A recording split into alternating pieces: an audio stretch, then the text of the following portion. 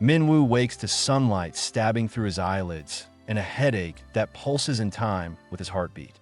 His mouth tastes like something died in it, soju and regret and the remains of last night's samgyeopsal. He groans, rolls over, immediately regrets the movement. His stomach lurches, threatening rebellion. The ceiling spins lazily above him, and he closes his eyes against the nausea. What time is it? He fumbles for his phone on the nightstand, knocking over a glass of water in the process. The sound of liquid hitting hardwood makes him wince. His fingers finally close around the phone, and he squints at the screen through the blinding brightness. 9:47 a.m. He's supposed to be at work, has a meeting at 10.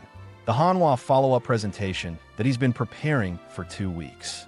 Panic cuts through the hangover fog. Minwoo sits up too fast, and the room tilts violently. He grips the edge of the mattress, breathing through his nose, willing his stomach to settle. Fragments of last night's surface through the haze. The restaurant. Too much soju. Director Beck's endless toasts. Yu-jin in that blue dress, laughing across the table. The hallway conversation. Oh God, the hallway conversation. Did he really ask Yu-jin to be his girlfriend? While drunk, at a company dinner? The memory is there, but fuzzy, like watching a movie through frosted glass. He remembers her smile, remembers her saying yes, remembers the way her hand felt in his, warm and solid and real. His phone buzzes. A text from Sung-ho. You alive? Meetings postponed to 2 p.m. Director Beck had mercy on the hungover masses. Relief floods through him, followed immediately by embarrassment. Everyone at work will know he overslept, that he drank too much, that he's not the responsible, put-together team leader they expect. Another text, this one from Yu-jin. How's your head? I have emergency hangover soup if you need it. Just seeing her name on a screen makes something warm unfold in his chest, cutting through the nausea and shame. She's checking on him, offering soup, being his girlfriend. Are they actually dating now? Or was that just drunk rambling in a hallway that she politely agreed to and will pretend never happened? Minwoo types with shaking fingers. Head is terrible. Did I say something stupid last night? The 3 dots appear immediately. Disappear. Appear again. His heart hammers against his ribs, each beat sending fresh waves of pain through his skull. Yu-jin's response. You asked me to be your girlfriend. I said yes. Still counts when you're sober, if you want it to. The message sits on his screen, each word sharp and clear.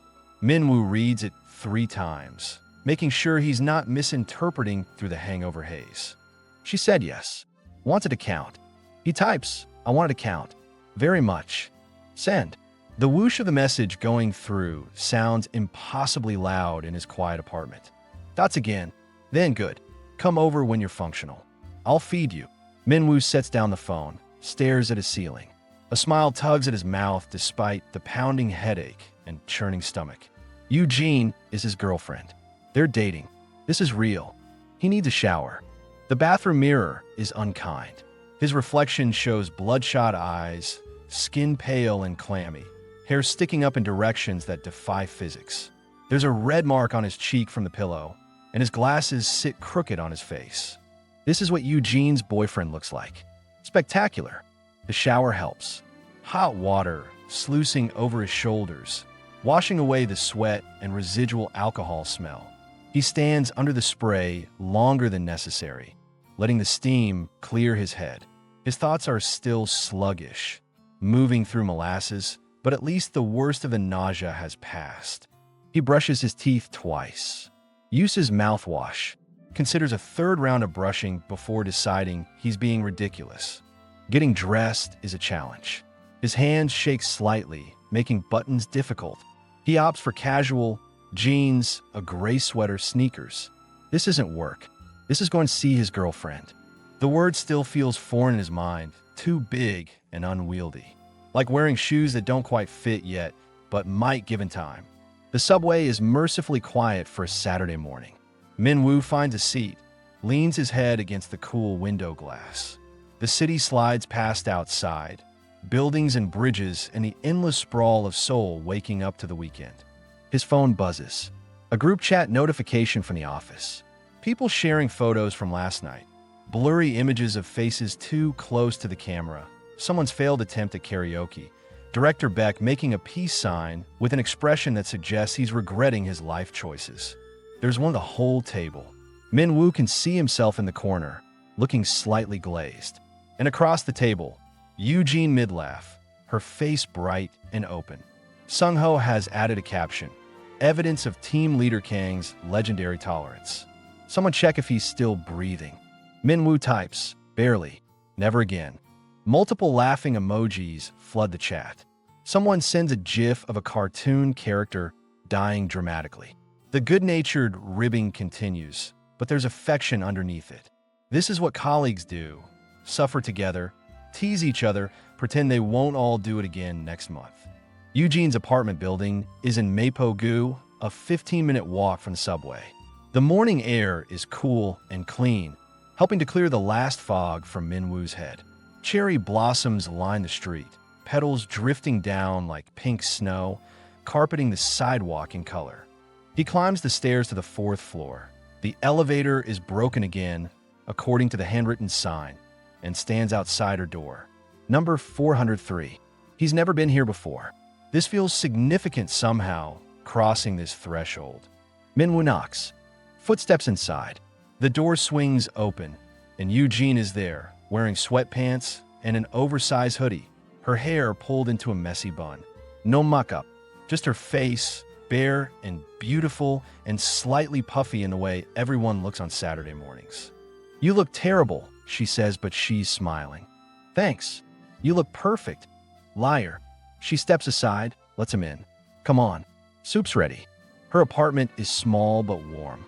Sunlight streams through windows overlooking the street, catching dust motes and golden beams.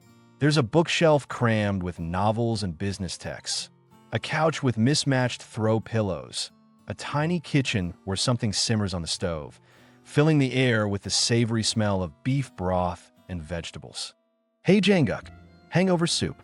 The kind of thing Min-woo's mother used to make when he came home from university, exhausted and sleep-deprived.